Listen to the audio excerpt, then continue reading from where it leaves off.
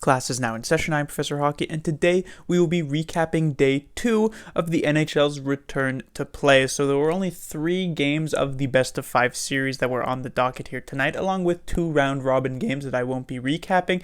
However, just for the sake of it, I will say that the Flyers beat the Bruins 4-1, and then the Avalanche, in a pretty intense finish, managed to take out the Blues 2-1. But moving on to the first and actual important game here was the game between the Coyotes and the Nashville Predators, in which the Coyotes managed to win 4-3, sort of similar to the game against between the Blackhawks and the Oilers. The Coyotes came out to a big 3-0 lead. The Predators managed to make it 3-1 before the end of the first period, but in the second period, the only scoring would be Michael Grabner, making it 4-1. In the third, the Predators would push pretty heavily. They'd get an early goal from Ellis and eventually another goal from Forsberg, but nothing after that, and it would be the Coyotes managing to clean up the 1-goal victory. The good news here for the Coyotes is that they actually managed to somewhat unlock some of these offensive players. Big criticism had been levied towards the Arizona Coyotes during the regular season for really sort of dampering the offensive capabilities of some of their star players. They had gotten Phil Kessel, and yet he wasn't doing much of anything. They had picked up Taylor Hall in a trade from the Devils, and yet he wasn't doing much of anything. Keller, a couple years back, was looking quite solid, quite promising as a player, but he had also not been doing much of anything. And so the Coyotes' real defense-first system was sort of holding those players back. But here tonight, or I guess this afternoon, I should say, those players were not totally unleashed, but certainly were allowed to do something. Taylor Hall with a couple of assists, Phil Kessel with a couple of assists, and the Coyotes were awarded with 4 goals. If you had told me before this game that the Predators would score 3 goals, I'd suspect a victory, but the Coyotes managed to outscore them. The bad news, however, is that the Predators were pushing very, very hard, and while the Coyotes' defense and goaltending, especially Darcy Kuemper, managed to hold up, it's not necessarily a recipe for success to give up over 40 shots in a game. As I said, the Predators were really trying to push this one. And Darcy Kuemper, he was a very good goaltender during the regular season, and he looked very good here tonight, but he's not necessarily the most battle-tested goaltender. He's not this huge veteran in the playoffs, and so whether or not that's able to hold up is a question mark. And if the Nashville Predators keep pushing, we'll see if the Arizona Coyotes break. So the Coyotes, they need to be able to hold off the Predators a bit more than this, maybe hunker down a bit more defensively. The good news here for the Predators is, well, exactly that. After falling behind 3-0, especially this first goal by Ekman Larsson, which was just the flukiest goal I've seen in a while, they managed to sort of find their game around halfway through the second period and really bring it home in there in the third period. They got 2 goals. It wasn't enough, and they end up losing here in a 1-0 series. In a 5-game series is kind of tough to come back from, but the Predators do look primed to try and be able to do that. So that's the good news.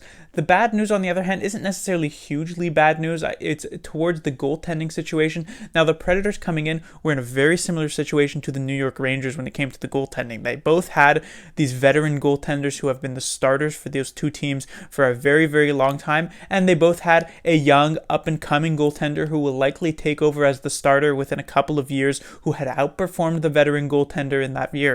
In New York, it was Shesterkin and Lundqvist, and coming into the plans, they were wondering which one was going to get the start. It looked like it'd be Shesterkin, but he was unfit to play for Game 1. Lundqvist came in and looked quite solid. Here, the Nashville Predators went the other way. They went with the young up-and-coming goaltender, went with UC Saros, but the problem was that while Saros was pretty solid in this game, he wasn't necessarily fantastic. He got out-dueled by Kuemper. The first goal certainly not on him, but the second and third I wasn't a huge fan of. And so going into the second game, the Predators once again have the question mark hanging over them. Do they go again with Saros, or do they go back to Pekka Rinne? Compared to some of the other teams who had these goaltending controversies that have all mostly been solved, it seems like the Rangers will go with Lundqvist again. The Oilers will seemingly go with Koskinen. The Flames should go with Cam Talbot and all of this. The Predators, they still have got that question mark, so they weren't able to figure it out, and that's something you would want to figure out right away in a 5-game series. The next game was the Leafs versus the Blue Jackets, and after a tense 60 minutes, it was the Blue Jackets who got the victory, just 2-0, only a single goal scored on a manned net. This was early in the third period by Cam Atkinson. Eventually, it would be Wenberg adding the empty netter, but just nothing really doing for the Toronto Maple Leafs. Good news here for the Blue Jackets is, of course, that they managed to get up to speed rather quickly, just like I had said about the Islanders last season, or yesterday, I should say. And they managed to shut down this very, very tough offense from the Toronto Maple Leafs.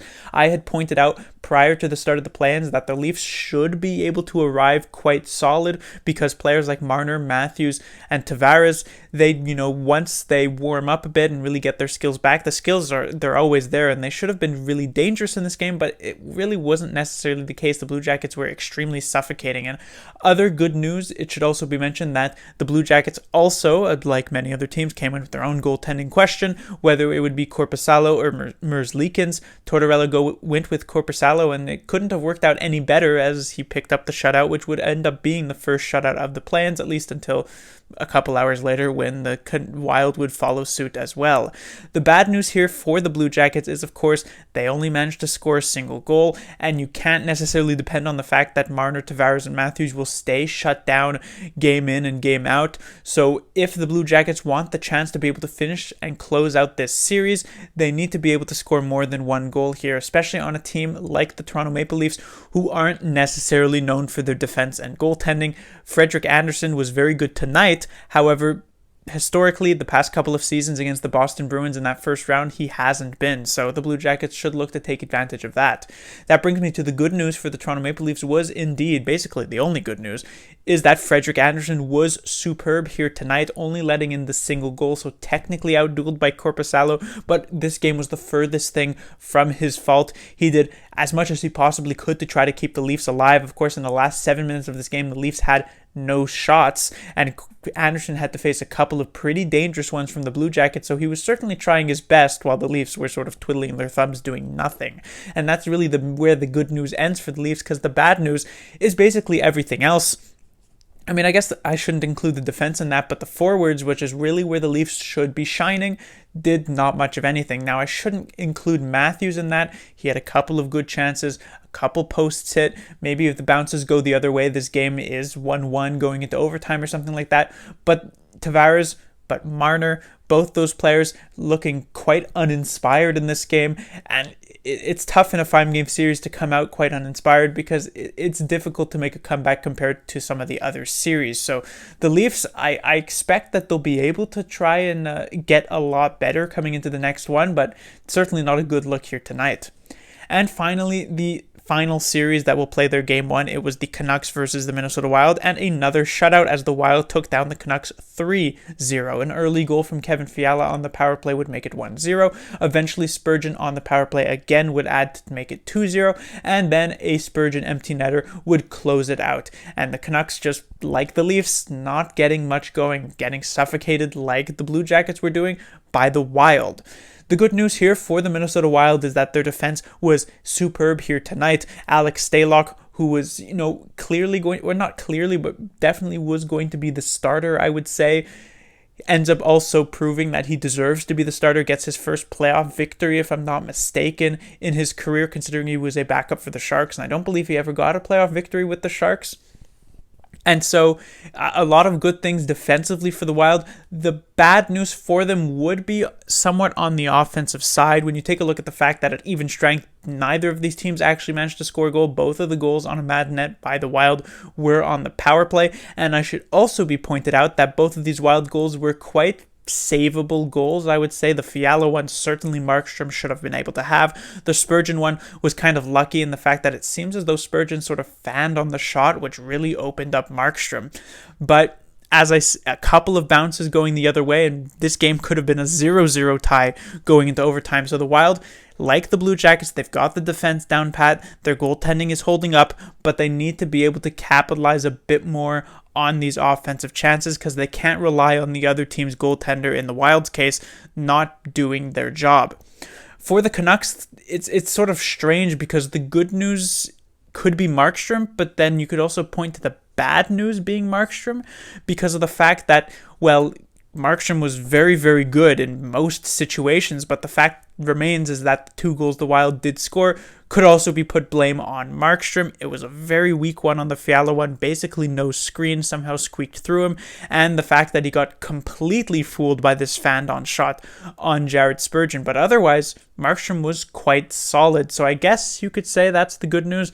The bad news for the Canucks is that they couldn't muster anything offensively. I pointed out that the Leafs didn't have a shot for the last 7 minutes of the third period. The Canucks didn't have a shot for the last half or so of the third period, so certainly not a good look. A player like Elias Pettersson was completely shut down.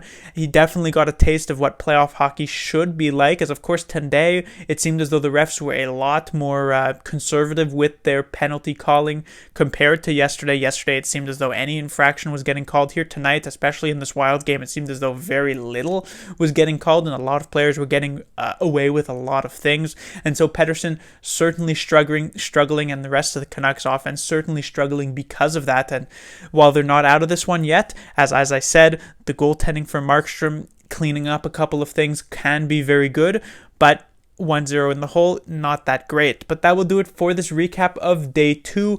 Going into my predictions, the first one here, Coyotes Predators, I had predicted the Predators in 4 games, and while I haven't given up on that yet because the Predators did give me hope at the end, it's not a great look that the Coyotes won the first one. For the Leafs and the Blue Jackets, this is my first prediction that is just completely false. I thought the Leafs would be able to sweep this series. Usually I like to predict a sweep in some of these things because there usually is a sweep, so I try to sort of get the 1 on 8 chance, and I thought maybe the Leafs could be able to do this. But it didn't happen. The Blue Jackets get the game, and so that's completely out the window. And then in this final series, I have the Canucks in 5 games. That is still technically possible, though maybe I'm leaning a bit more towards the Wild being able to take this one. Class dismissed.